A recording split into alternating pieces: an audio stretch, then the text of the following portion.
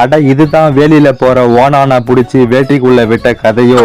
அன்னைக்கு ஒரு நாள் நானும் எங்க மாமாவும் வீட்டுல சும்மா இருக்க போர் அடிக்குதுன்னு எங்க ஊர்ல இருந்து ஒரு முந்திரி மரத்துல போய் கீழே கிடந்த முந்திரி எல்லாம் பொறிக்கிட்டு வந்து அதை வானிலை போட்டு நல்லா வறுத்துட்டு இருந்தோம். சாதாரணமா முந்திரி எல்லாம் உடச்சி சாப்பிட முடியாது.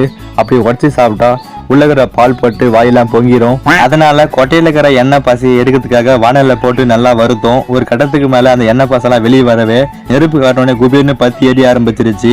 இது பார்க்கவே வேடிக்கையா இருந்தது. அதுக்கப்புறமா கொஞ்ச நேரம் கழிச்சு ரொம்ப தீஞ்சதுக்கு அப்புறமா எங்க மாமா அதை எடுத்து ஒரு தட்டுல கொட்டினாரு. கொஞ்ச நேரம் முந்திரிய ஆற விட்டுட்டு அதுக்கப்புறமா அதை எடுத்து ஒரு இலையில கொட்டினாரு. இலையில கொட்டிட்டு கொஞ்ச நேரம் வெயில்ல காய வச்சாரு.